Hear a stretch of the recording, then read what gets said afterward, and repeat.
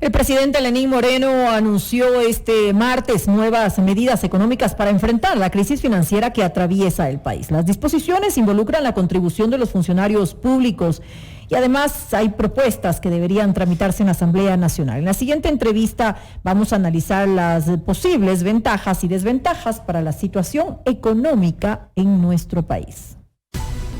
La noticia requiere profundidad. En Notimundo están los protagonistas de la noticia. Los dos hechos, el coronavirus y la crisis estructural interna económica y el coletazo que estamos recibiendo, no solo el Ecuador, sino todo el planeta por los efectos del coronavirus en materia económica, son los dos temas más importantes de coyuntura. Por eso está aquí con nosotros el ingeniero Osvaldo Landázuri. Él es empresario privado y analista económico. Ingeniero Landázuri, bienvenido a Notimundo. Buenas noches. Buenas noches, muchas gracias por la invitación. Gracias por su tiempo. ¿Cómo mira usted las medidas económicas dictadas por el gobierno que de alguna manera se han opacado frente a la crisis sanitaria mundial y a las lamentables noticias de las primeras muertes de ecuatorianos, una aquí y otra en Italia? Yo creo, Freddy, que el tema pasa por entender que este coronavirus es un detonante, es un ingrediente más a una situación que en el Ecuador por lo menos podría caracterizarse de muy vulnerable, es decir, es una economía que frente a cualquier shock externo, además de por estar dolarizada por su situación fiscal, sobre reacción. Entonces, lo que estamos viendo ahora es unas medidas que probablemente a muchas personas les parecen demasiado, es decir, más impuestos, a los analistas nos parece poco y a los políticos quizás no les va a dar todo el hilo que quisieran para poder quejarse al respecto. Pero en términos generales son medidas tibias que demuestran que un gobierno como este ya no tiene mucha capacidad de poder tomar decisiones complejas, porque yo había mencionado en varios medios que, por ejemplo, el momento más oportuno para levantar los subsidios era este. Se está desaprovechando esa oportunidad por parte del gobierno. Era una oportunidad que no se dan tantas veces seguidas. La tuvo Correa hace, yo creo que ya serán unos 8 o 9 años. La volvemos a tener ahora y era el momento para levantar subsidios. Usted se refiere a la caída del precio del petróleo que hace que la gasolina esté a valor igual o más bajo del actual. Y es que hubiéramos levantado los subsidios y la población no lo hubiera sentido porque el precio debía haberse mantenido. Incluso la gasolina súper debería bajar de precio. Entonces, con ese antecedente uno podría explicar a la población que esa es una de las ventajas de tener precios que fluctúan, es decir, cuando sube, sube, cuando baja, baja. Pero más allá de eso, el fondo del asunto es entender que el ecuatoriano debe acostumbrarse a que el petróleo es un recurso escaso, que no es renovable y que por lo tanto no tiene lógica el estar quemando dólares, porque la gente debería hacer una analogía. Cuando uno da subsidios a combustibles fósiles es como que arroje dólares en una chimenea y los ve incinerarse y salir humo. La no dependencia del petróleo se viene hablando por lo menos las últimas 3 décadas, pero no ha habido un gobierno que pueda encarar este tema. Entonces ahí Freddy, yo creo que otra vez el análisis del gobierno es un análisis que para mí resulta incompleto, porque si bien yo he sido uno de los principales analistas que han presentado la mayor objetividad posible en el tema, es decir, tratar de decir lo que está bien y lo que está mal desde mi óptica, por supuesto, veo que el gobierno ahora, por ejemplo, en esta situación, sale analizando el problema fiscal. Es decir, nos faltan dólares y entonces vamos a tener un impuesto, vamos a subir la retención en la fuente, vamos además a bajar los sueldos de los servidores públicos, lo cual es un tema del sector externo fundamentalmente. Pero ese es un tema fiscal. El otro problema grave es el sector externo. Es decir, los que hemos estudiado economía entendemos que usted tiene distintas visiones de cómo manejar la economía en un país. Y una de ellas es el sector externo. Entonces, los que estamos en la industria le hemos dicho al gobierno, mire, usted quiere hacer acuerdos comerciales, tiene que bajar impuestos. Tiene un problema con exportación de banano, de camarón, porque el petróleo es una arista, estimados amigos. Yo que participo también en el negocio de flores de manera indirecta, estoy viendo cómo las cancelaciones de Europa llegan todos los días. Entonces van a entrar menos dólares al país. ¿Qué hacemos ahí? Entonces, si usted va a la receta anterior, le dice, pongamos aranceles como locos. No estamos diciendo eso. Estamos diciendo que debemos entender cómo el Ecuador se inserta racionalmente en cadenas de valor que hagan sentido. Entonces, para aquello, ¿qué debería plantear el gobierno? Ver cómo les devuelve plata a los exportadores.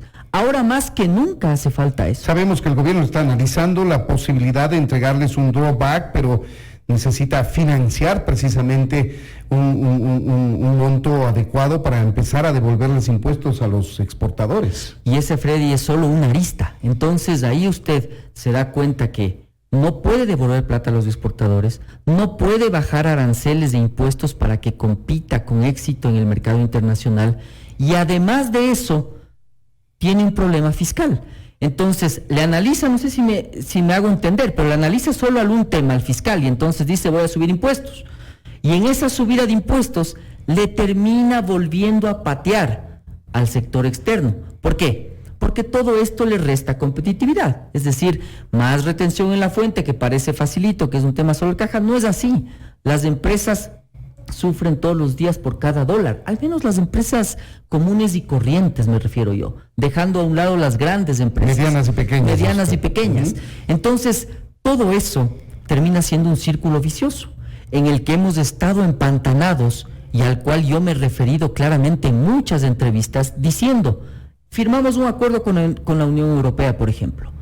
Nadie se opuso a ese acuerdo, hace todo el sentido del mundo firmarlo con la Unión Europea. Y estamos cosechando los beneficios de la misma. Freddy, lo que ha pasado en el 2019 es bien interesante. Le vende menos, las exportaciones caen y las importaciones crecen. ¿Qué le dice eso a usted? Vea la entrevista que le hicieron medios locales a la embajadora de la Unión Europea en el Ecuador. Nos decía claramente, ustedes no son competitivos. El europeo está buscando, además de mejores precios, bananos orgánicos, comida que sea cultivada en una cadena determinada que garantiza que no tiene pesticidas, es decir, una serie de cosas. Todo eso es competitividad, Freddy. Si usted no trabaja en eso, puede que abra todos los tratados comerciales que quiera, no va a vender más. Va a quedarse estancado porque no es competitivo, y eso lo demostramos con cifras. Ahora, economista, analizando un poco las medidas o parte de las medidas del gobierno para tratar esta emergencia, ¿van a ser posibles? Comenzando por ahí, porque por ejemplo, hay la del impuesto dicen que es una contribución especial, no le llaman impuestos, sino una contribución del 5% sobre los vehículos de más de $20,000. ¿Va a pasar la Asamblea Nacional? Yo creo que su pregunta es válida, y a esa respuesta viene un tema, y va a ver a dónde quiero llegar. La respuesta es 3.500 puntos de riesgo país. Usted me va a decir, bueno, ¿a qué viene esto? A incertidumbre. No sabemos qué va a pasar. Es decir, no sabemos si la Asamblea aprobará ese impuesto, que entre paréntesis los radioescuchas deben saber que es más que el subsidio que se hubiera levantado en términos de lo que paga uno por un vehículo. Pero bueno, cierro ese paréntesis y digo, lo que pasa en la Asamblea es que todo el mundo está en elecciones. Y entonces asambleístas, como los que tenemos aquí en el país, tan pobres, es decir, con una preparación tan baja, en su mayoría, lo que termina pasando es que esta situación no tiene un análisis de fondo. Entonces, en esta situación lo que dicen es, no quiero afectar a la clase media. Yo digo, muy bien, ¿qué ofrece usted de solución? Pongamos un impuesto a los bancos. No es la alternativa. Usted no le puede gravar con impuestos porque sí a ninguna actividad del país si no tiene fundamento atrás. Entonces, sí podría, por ejemplo, yo le he insistido al gobierno, hacer que sea mucho más competitiva la banca. ¿Cómo? No quitándoles inversiones porque simplemente les va a ahuyentar. Tasas de interés. Haciendo que vengan nuevas inversiones y vengan otros bancos. ¿Se han fijado que los países vecinos tienen todos bancos españoles, alemanes, suizos, etcétera? Nosotros no tenemos ni uno. Pero no vienen porque no hay seguridad jurídica en el país. No vienen porque no es competitivo, porque está regulado todo y porque realmente el péndulo, y este es un tema bien interesante, en la dolarización le llevó al control bancario a una rigidez que ahuyenta. Entonces, les doy un ejemplo. El banquero no puede participar en otros negocios. Uno diría, muy bien, está muy bien que un banquero no sea al mismo tiempo dueño de televisoras, no sé. Pero sí puede ser que un banquero sea dueño de una casa de valores, ¿o no? Puede ser que un banquero sí sea dueño de una aseguradora, Claro que porque sí. son negocios afines. Porque son negocios afines. Todo eso no está contemplado en nuestra ley. Entonces, cuando uno hace doble clic en eso, y claro, los que estamos en el sector privado entendemos mucho mejor de los que no han estado en el sector privado. Usted hace doble clic en eso y ahí se da cuenta que no le vienen las inversiones de afuera. Y no se olviden, Freddy mencionaba las tasas de interés. Con un riesgo país de 3.500 puntos, ¿cómo hace que las tasas bajen, Freddy? La base de la tasa de interés, en buena medida, es el riesgo país. Yo les doy un ejemplo claro. Nosotros analizamos proyectos de inversión todo el tiempo en los negocios. Y entonces recién tuvimos que poner en suspenso, para no utilizar inglés, se dice en hold a los proyectos, diciendo yo lo que pedí es que recalculen la tasa de descuento. ¿Por qué? Porque un riesgo país de 3.500 puntos simplemente no le hace viable a ninguna actividad. Entonces, eso se aplica a todo, al interés bancario, a la inversión extranjera. Y ahí usted debería preguntarse, ¿creen que es lo apropiado vender empresas del Estado en esta condición? La respuesta es no, porque va a venir el inversionista de afuera y le va a decir, yo te pago, exagerando, $10 por lo que vale 100. Precio de gallina robada, como se dice. Precio de gallina enferma o robada. Entonces, lo que sucede es que este análisis no está siendo, entiendo yo, difundido y analizado con los actores que debería realizarse. ¿Por qué? Porque el gobierno, desde mi óptica, ya perdió mucha capacidad. Y no bajó el riesgo país por las medidas anunciadas. Eso... Se esperaba que bajara por lo menos unos cuantos puntos, pero no bajó absolutamente nada. Y eso es muy interesante. Ahí le demuestra a usted, y quizás ahí saca más análisis para su propia respuesta respecto a la pregunta anterior. El mercado vio que esas medidas no arreglan nada y que incluso peor, van a desnudar otra vez los problemas políticos que tiene el país. No nos olvidemos, esa asamblea que tenía una mayoría que yo la califiqué de endeble. Me dijeron, no, está todo fríamente calculado, etcétera. Se destruyó en un abrir y cerrar de ojos cuando el CNE no tuvo la votación que deseaba en la asamblea uno de los partidos políticos. Entonces, lo que sucede ahí es que al final del día no sabe lo que va a pasar. Yo mucho me temo que les toque dar retro o suavizar la medida del 5%. Yo como empresario les digo que bueno, porque eso iba a afectar las ventas, pero como ecuatoriano les digo que malo. ¿Por qué? Porque desnuda que el Ecuador no se puede poner de acuerdo en nada, en absolutamente nada. Los empresarios no quieren impuestos, los sindicalistas no quieren flexibilidad laboral, el gobierno no quiere decisiones complejas y en esto estamos empantanados. Resultado de aquello, el Fondo Monetario, el mercado internacional le dice, usted no va a poder pagar lo que debe. ¿No será el momento de pedir una mayor contribución a los sectores económicos más desarrollados de nuestro país, a quienes más dinero han podido hacer legítimamente con el trabajo de sus empresas?